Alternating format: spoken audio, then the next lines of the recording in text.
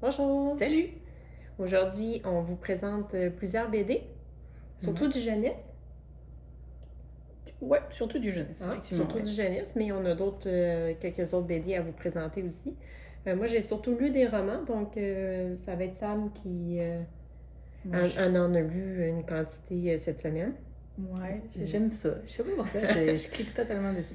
Ce qui fait en sorte que cette semaine, c'est BD, semaine prochaine, une petite vidéo roman. Voilà. Ok, Hein? ça marche. Fait que la première BD à présenter, Le Grand Méchant Renard. Ouais. Ah, celle-là, tu l'as lu. Oui, celui-là, je l'ai lu. Qu'est-ce que t'en as Je pensé? l'ai lu hier, moi. De Benjamin Renner. Ouais. Puis, regarde, c'est éditeur. Shampoing. Ouais, c'est drôle. Ouais. Champ. Donc, le grand méchant renard, on suit l'aventure d'un renard qui Ouais. va dans une ferme, qui essaie de manger une poule, ça marche pas trop. Non. Puis au final, il adopte 3 petits poussins, mais je veux pas tout vous dire, là. Mais il vient la maman de 3 petits poussins, puis c'est quand même rigolo. Mais je m'attendais, moi, à autre chose. Ah ouais? Ouais. Ok. Fait que Tu t'attendais à quoi? je vais dire ça. Premièrement, les dessins, tu vois, j'avais juste vu que la BD était appréciée, puis je n'avais Ouais. pas trop regardé. Je l'ai loué à la bibliothèque, emprunté Ah à la non, tu bibliothèque. l'as dit, tu l'as loué. Ah oui, regarde, puis les dessins sont comme ça. Fait que, tu sais, moi, je pensais que ça allait être des bulles, mais ça m'a un petit peu surpris, puis j'ai bien aimé quand même. Ok. Tu sais, comme ça. Et voilà, je vais vous présenter comme ça. Hein? Moi, j'ai aimé. L'humour est un peu grinçant des fois. Ouais, c'est ça. C'est ça, je voulais dire. Moi, je pensais que ça allait être plus cosy. Ok. Puis finalement, c'est grinçant un peu. Ouais, c'est des fois un peu grinçant. Des fois, c'est très jeunesse et des fois, ça l'est moins. Mais j'ai quand même aimé. Je trouve que c'est des lectures à plusieurs niveaux qu'on peut avoir en lisant Oui. Le Grand Méchant Renard, puis qui veut absolument devenir méchant. Puis il y a de l'humour noir un peu au travers de ça. Il y a quelques trucs. Donc, moi, je recommanderais pas ça à jeunesse, peut-être plus ado, là. Tu sais, il y a des petits trucs que c'est un peu. Ouais. Je sais Ben, pas. c'est pour ça que je pense qu'il y a plusieurs niveaux de lecture. Il y a le niveau très. Ouais, très- peut-être qu'ils comprendront très même naïf. pas tu sais, le niveau plus. Ouais, c'est ça. Mais je trouvais ça intéressant parce que le renard. En fait, tu sais, il y a un poulailler, chacun a son rôle dans cette histoire. Et le pauvre renard, il essaye de trouver le sien, puis il essaye de se nourrir. Puis au début, il est un peu. Le renard, il est un trop- peu, ouais, il est un peu végétarien au début, on va se le dire. Fait que voilà, c'est plein de petites cocasseries comme ça qui font que bah, tu as envie de continuer la BD et puis de savoir c'est comment qui va s'en sortir. Voilà. C'est intéressant. J'ai aimé, mais c'est pas. Ça pas n'a un pas coup de été cœur? pour moi un coup de cœur. Ok. C'est les coups de cœur, je les achète. Puis Ouais. lui, c'était comme. C'était correct, c'était Ouais. divertissant, mais c'était. Ben, moi, je suis contente de l'avoir à la librairie. À la bibliothèque. Voyons, à cause des trucs. Et tu m'as aidé. Ouais, tu veux le faire lequel en premier? On va faire celui-là. Celui-là, couleur? Ok. Couleur. Couleur Tu l'as de, fait pendant que tu présentes? de Sylvain Escalon. Aux collections, j'en ai aucune idée. Sarbacane. Alors, celui-ci, comme on va à la bibliothèque, comme d'habitude, il y a toujours un rayon qui propose un certain nombre de choses. Et c'était en proposition. Un coup de cœur de Catherine. J'ai gardé la petite étiquette. BD de 2017. BD de 2017. C'est du noir et blanc avec quelques touches de couleur de temps en temps. C'est drôle, entre le Ouais. nom et le dessin. t'en Exact. vois. Quelques touches de couleur et la couleur prend vraiment tout son sens tout le long de la BD. Quand il y a de la couleur, c'est qu'il y a quelque chose qui se passe. Moi, c'est ça. Ok. Et j'ai été surprise en voyant le noir et blanc comme ça. En fait, je m'attendais pas, quand j'ai vu la couverture, sincèrement, je m'attendais à avoir de la couleur. Et il n'y en avait pas. Et donc, j'étais un peu surprise parce qu'il y a peu de texte dans cette histoire-là. Mais le texte, chaque bulle de texte Vraiment essentiel. est vraiment essentielle, a un intérêt. On est plongé dans l'histoire de ce personnage qui semble se réveiller. C'est lui qu'on. Ouais. Ok. Qui semble se réveiller dans un hôpital après une guerre ou pendant la guerre. Il se souvient de rien et il est recueilli par une personne qui va l'aider En tout cas, c'est ce qu'elle pense. Va-t-elle l'aider? Ne va-t-elle pas l'aider? On ne le sait pas vraiment. L'ambiance est un peu étrange du début à la fin. Et à la fin, on se dit, ah, ok. Voilà. Mais avec ton sourire, ça veut dire que t'as aimé la BD? J'ai quand même aimé. J'ai full aimé la BD, moi. Ok. J'ai full aimé. C'est surprenant, voilà. C'est une BD jeunesse? Non, pas du tout. Je la conseillerais. Bah, je pense. Plus ado avancé. Ouais, c'est ado adulte. Là, Ok. c'est ça. Elle a l'air cool. Ouais, c'est vraiment top. Moi, Y a-tu des araignées dedans? Non, pas du tout. Ok. Parce qu'il y a des fourmis. Oui, il y a des fourmis, mais c'est juste sur les premières pages. C'est juste sur les premières pages. Ensuite, il y a une autre, je sais pas, c'est une œuvre graphique. Je sais pas si c'est une BD, un roman. C'est ni une BD ni un roman graphique. Ok. C'est le Québec qui est né dans mon pays. Aux éditions Éco-Société. C'est écrit par Emmanuel Dufour. Et là encore, c'était une recommandation à la bibliothèque. Ça parle des autochtones au Canada. Et ce que j'aime beaucoup de cette œuvre-là, c'est que c'est plein de témoignages de personnes, de vraies personnes. C'est pas romancé, c'est rien. C'est l'auteur qui a interviewé des personnes? Ouais. Ben, qui raconte. En fait, c'est quelqu'un qui a l'habitude de voyager à travers le monde, Emmanuel Dufour, et qui raconte, qui revient avec des histoires de peuples autochtones à travers le monde. Et qui s'est rendu compte que, elle se connaissait moins avec les peuples autochtones du Canada, le pays dans lequel elle est née. Ok. Mais c'est très... les images ont... Et alors ces images-là, elles ont tout un intérêt tout le long de la BD, parce qu'elles évoluent tout au long de la BD. Ah, c'est pour ça qu'au début, tu vois pas trop, j'étais comme... Elles évoluent tout au long de la BD, puis tu vois de plus en plus de choses à travers ces images-là, tu les comprends davantage, tu comprends l'histoire des Autochtones au Canada. Il y a toutes sortes de planches au final d'explications. Exact. Ça a l'air cool, je vais la lire. Et c'est vraiment génial, parce que ce que j'aime de cette BD, c'est que c'est des témoignages qui expliquent comment les autochtones vivent l'histoire au Canada, ont traversé l'histoire au Canada, leur héritage, leurs difficultés, et à aucun moment, il y a c'est moralisateur, c'est culpabilisant, ni d'un côté, ni de l'autre. C'est comment travailler ensemble sur la réconciliation aujourd'hui, en n'omettant pas tout ce qui s'est passé dans l'histoire du Canada. Et je trouve ça génial parce que moi, je ne suis pas issue du Canada, je connais moins cette partie de l'histoire-là. J'ai appris énormément de choses. Et moi, je la conseille vraiment. Nous, au Québec, on voit ça beaucoup dans nos... Mais je pense que ça doit amener un aspect différent que les cours. Et alors, il y a une partie dans cette BD qui parle justement de ce qui est enseigné à l'école. Et à quel point la façon dont les choses ont été enseignées peuvent influencer la compréhension, ou influencer la façon dont tu vas comprendre certains événements de l'histoire.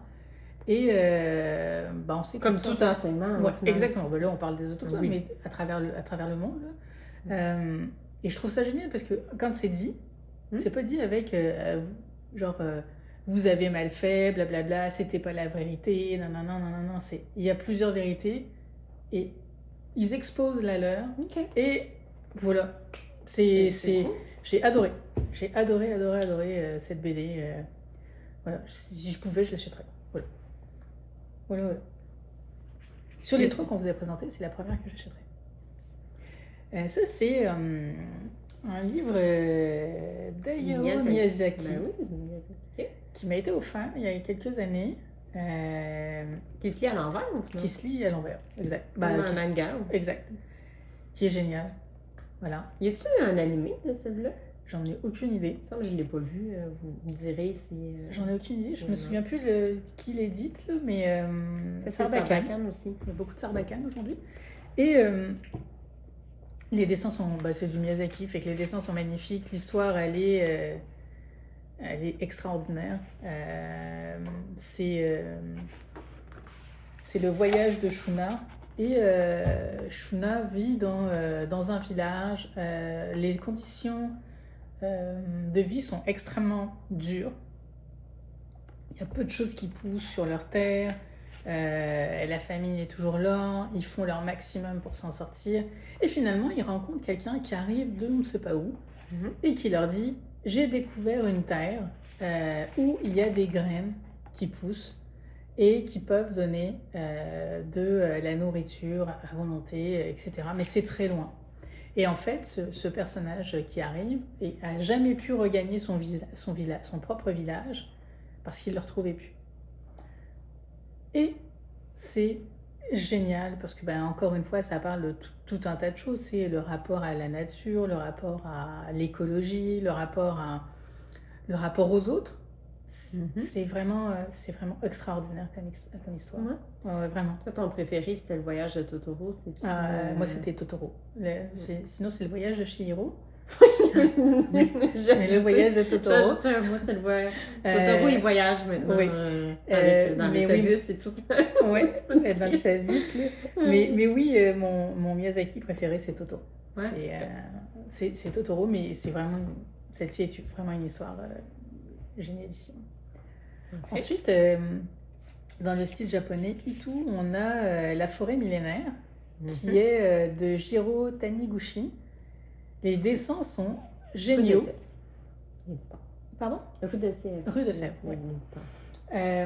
Les dessins sont magnifiques. C'est texturé.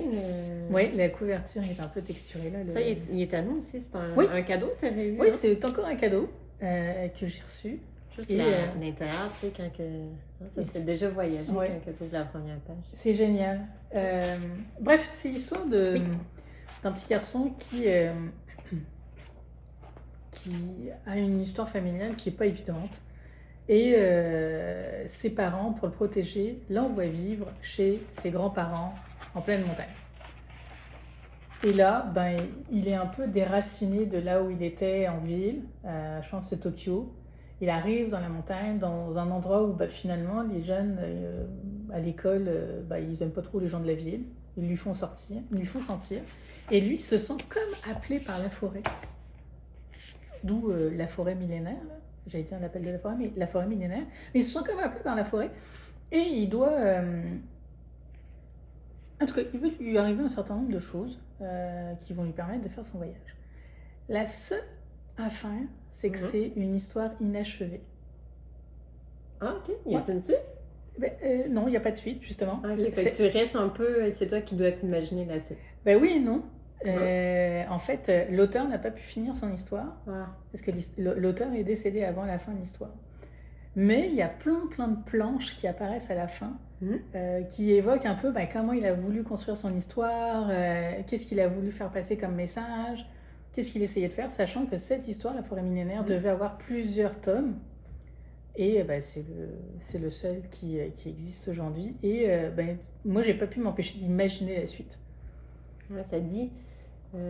Jiro Taniguchi livre un éblouissant message d'humanisme avec cette dernière création en couleur où les hommes trouvent leur juste place au sein de la nature. Je trouve que la petite... Oui, c'est vraiment bien. Ouais. J'ai adoré. Ça nous fait beaucoup de présentations. Oui. Ça, elle a acheté ça hier. Ouais. Elle a trouvé ça trop cute. Ah ouais, je l'ai vu. Avec la petite... On est rentré dans le magasin. Le livre, il m'a comme sauté dans les bras. Il restait que celui-là. Et je me suis dit, s'il reste que celui-là, c'est vraiment parce qu'il m'était destiné. Voilà. Ça s'appelle La licorne... Non, la corne. La corne des licornes. Il était une fois la corne des licornes, de Béatrice Blue, aux éditions, j'en ai pas la moindre idée. Les Malins. Et c'est vraiment... ça, c'est jeunesse. Ah ouais, c'est enfant. Mais... Ça a un cute? Ah non, mais c'est génial. C'est vraiment génial. J'ai pas du tout. C'est vraiment fantastique cette histoire. Mais toi, t'aimes bien le jeunesse quand c'est bien. C'est bien fait avec des belles petites histoires. Là. C'est sûr. Moi, je l'ai pas lu encore. C'est sûr que c'est pas la grande, c'est pas le roman, c'est pas la grande BD, mais c'est du grand jeunesse. Je trouve ça, la jeunesse, ou je sais pas comment on dit, là, mais pour les plus petits. Et en plus, c'est une licorne, effectivement. C'est quoi un petit peu la petite histoire, rapidement? Ben, en fait, c'est le petit personnage qui a vu que ses parents font des affaires, puis s'en va dans la forêt pour continuer sa petite aventure déjà créée. Et l'enfant rencontre des chevaux qui apprennent à voler. Et parmi ces chevaux, il y en a un qui n'y arrive pas. Ça commence comme ça. Ok. Mais là, il ne faut pas dire là, je ne raconte pas la suite. Et il est beau, hein? Et c'est génial, j'ai pas d'autres mots à dire. C'est génial. C'est bien pensé, c'est bien dessiné, c'est vraiment magique. Je l'ai acheté. Voilà. Deux autres que j'ai lus. Vas-y, je te laisse aller. Hein? Puis après, tu me diras si tu as des choses à dire. Le premier, c'est Elsbeth. Ouais, et la malédiction du beau silence. Chez Lombard, de Tristan Rouleau et Sarah Conradson. Ouais. Hein? Ça, t'as beaucoup de choses à dire aussi. Hein? Donc, Elsbeth, j'ai trouvé ça... au début, je me demandais qu'est-ce qui se passait. Là. Ouais. C'est rigolo parce que c'est des sorcières qui sont dans un refuge volant. Là, au début, on ne sait pas qu'est-ce qui se passe, qu'est-ce qu'ils font là. Puis, les gars... Ça, c'est une petite... Les gars peuvent pas parler, donc ils ont des écriteaux comme ça. Et là, il y a une malédiction de pourquoi ils peuvent pas parler. Ce qui fait en sorte que le beau silence. Oui, le beau silence. Donc là, on suit toute une histoire pour savoir qu'est-ce qui s'est passé. Moi, j'ai trouvé ça intéressant. J'ai trouvé ça bien amené aussi, tous les personnages, la façon dont c'est, tu sais, même les illustrations, tout ça. C'est ça, j'ai vraiment apprécié ma lecture. Mais ça va vite, hein? Ah oui, ça va très vite. Ça va très vite. Ça, c'est jeunesse aussi. C'est du bon jeunesse. Ouais, moi, j'ai accroché aussi. Le tome 2 sort cette année, je pense. Il sort en juin, il me semble. Voilà. J'attends tous les tomes qu'il peut y avoir. Fait que, à mon avis, le deuxième va être un peu plus en quête. Mais là, à la fin, il commence à se passer des affaires. Puis là, c'est fini. Fait que, oui, c'est ça. Mais j'ai bien aimé. Puis la façon dont la magie, qu'est-ce qu'ils font. Il y a des petits animaux. En tout cas, c'est cute. Ah non, mais il y a les animaux. Ah oui. Ouais, j'ai plus aimé cette histoire-là que la prochaine. Moi. Mais tu te souviens, je t'ai posé une question. Oui. On verra la prochaine, mais parce que un soir, moi j'avais lu, puis je pose une question à Marine et je lui dis, c'est quoi tes animaux préférés? Elle me dit quoi? Voilà, fait que je vous la pose et vous comprendrez si vous lisez Elsbeth pourquoi je vous pose cette question. Parce que les animaux ont une petite fonction dans le... les animaux, certains objets peuvent avoir une fonction. Moi je suis restée... mais toi t'aimes ça... les animaux. Voilà. C'est pour ça que la licorne, c'est en ligne. Ouais. Donc voilà, Elsbeth. J'ai aimé, c'est ça, un peu plus cette histoire-ci, l'idée générale, que celle-là. Je l'ai appréciée, là, Julien Lassalle. Mais j'ai plus aimé l'autre. Ça, c'est de David Borio de Yunapa, chez Dupuis. Et ça doit être parce que j'aime pas trop les fantômes, les histoires de fantômes. Même si c'est jeunesse, je sais pas trop. C'est un truc que j'accroche moins. Mais ça, c'est... j'ai toujours été comme ça, les films, les affaires, les fantômes, c'est... Puis ça fait pas peur, rien, là. C'est vraiment... j'aime moins ça. Donc, fait que c'est ça. Fait qu'on suit l'histoire de Julia et du petit chat, qu'on sait pas trop encore qu'est-ce qui se passe avec le petit chat, mais peut-être dans le prochain, on va le savoir. Nous, on aime bien les chats, hein. Oui. Dans le fond, on ne sait pas comment ça, qu'elle est toute seule comme fantôme. Et ça fait une petite enquête, puis on rencontre 2 personnes à l'école. Il y a des portails, il y a toutes sortes d'affaires, une aventure. C'est ça. Avec... Oui. Enfin, au début, on ne sait pas quand même. Tu as spoilé un peu l'histoire là, sur le fantôme, mais c'est intéressant de... Moi, j'ai bien aimé Julia Lassalle. Parce que dès le départ, Non, mais c'est déjà marqué en arrière. Hein. Ah ouais? Oui. En travaillant sur des machines détectrices de fantômes. C'est pas un spoil de ouf. Oui, non, t'as spoilé. Non. Moi, j'ai bien aimé. Non, mais je peux pas dire que j'ai pas aimé ça. Non, mais il faut le dire quand même. Oui. Elle n'a pas aimé. Elle a aimé, mais moins que l'autre. Moi, j'ai adoré. J'ai adoré aussi. J'adore le dessin. J'ai adoré le concept de l'histoire. J'ai bien aimé. Il y a juste à certains moments où ça va un peu vite. Ça va un peu vite sur certaines. J'aurais aimé qu'il y ait plus de pages. Ouais. Ben, que ce soit un peu moins rapide pour que tu te plonges encore davantage dans l'histoire. L'aventure, à un moment donné, ça allait vite. Là. Ouais, c'est ça. C'est comme j'aurais aimé un peu plus de pages dans cette première histoire. Mais là aussi, je pense il va y avoir un tome 2. En tout cas, il n'est pas annoncé. Mais assurément, il devrait y en avoir un parce que ça se finit un petit peu en queue de poisson. Ouais, on sait pas trop. Fait que voilà, moi j'ai full aimé les dessins, l'histoire. Voilà. Ok. Ensuite, on a. J'ai commencé avec Ils étaient 10. Alors, c'est pas celui-ci tout à fait, mais on vous le montrera en image. On vous le montrera en image. C'est un manga basé sur l'histoire d'Agatha Christie, Ils étaient 10. En fait, c'est pas son titre original, mais ça a été renommé et on comprend pourquoi. Ça, c'est chez Paquette. Ouais, on a le troisième seulement. Oui, on voulait vous le montrer, mais on vous le montrera pas.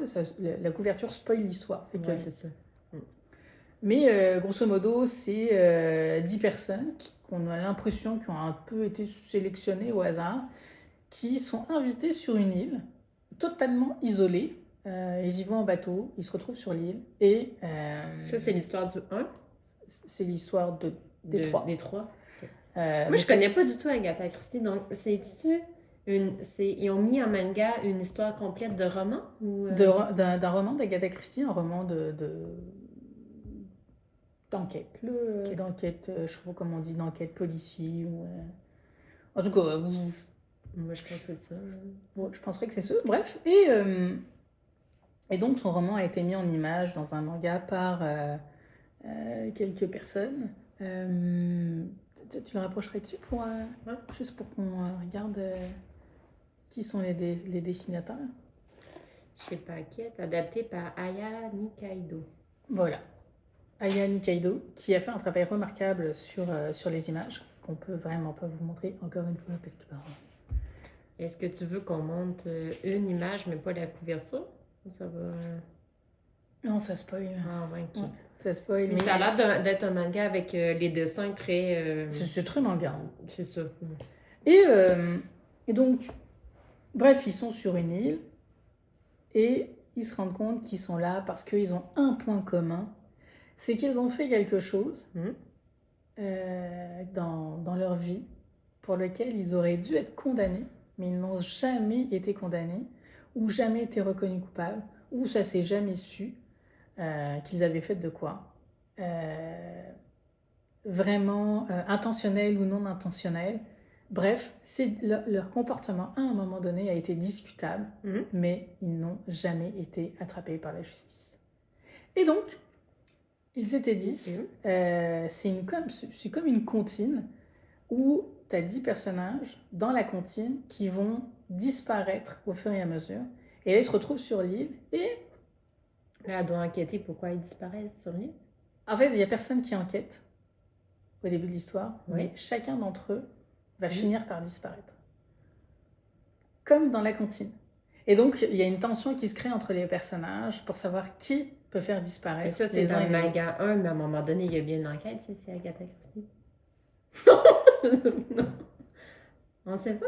Je peux pas vous le dire. Ah, pas vrai? Je peux pas vous dire. Est-ce que les 3, ça finit l'histoire?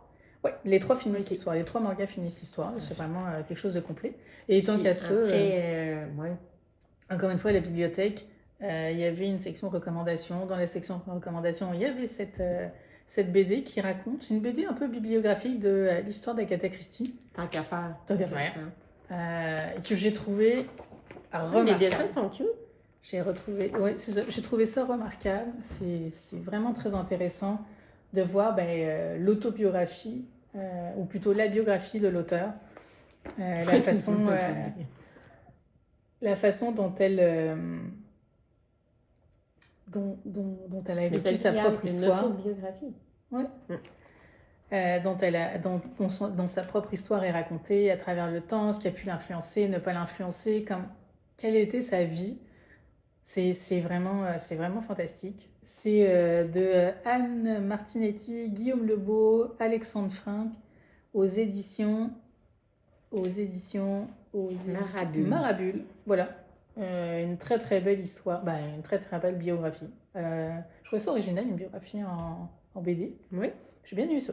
Vraiment. Nous en reste juste un. On dirait bien. Eurydice. Ah, ça, tu l'as pas lu, je pense. Hein? Non. Eurydice, faite par... Si. Loulubi et Sagane. Oui. Ouais. J'aurais voulu vous le garder pour l'édition globale, parce que j'aurais fait avec toi une vidéo sur toutes les BD de Loulubi que j'aurais lu. Ah, mais on peut la garder? Ah ben on va la garder pour la prochaine vidéo. On va la garder pour la prochaine vidéo. Voilà, parce que dans le fond, là, mais on vous donne un petit film. Exact. Puis de toute façon, là, tu as emprunté 5-6 Loulubi, je pense. Des BD de... Oui, c'est ça. Je vous expliquerai comment je suis tombée sur cet auteur-là. Fait qu'on va faire une vidéo thématique sur lui. Voilà. On a quand même plusieurs. Ok, c'est cool. Fait qu'au final, ça fait 10 BD qu'on vous avait présenté aujourd'hui. Dites-nous lequel vous avez le plus marqué, si vous l'avez lu, pas lu. Ou, des recommandations aussi. Qu'est-ce que... N'importe quoi, commentaire. Puis... peut-être pas on se comprend. Ouais. Puis après, vous pouvez vous abonner, un petit pouce, toutes les petites affaires qu'il faut dire qu'on n'est pas très bonne, mais non. Voilà. Donc, merci d'avoir resté jusque-là. Ouais. Salut tout le monde. À bientôt. Salut.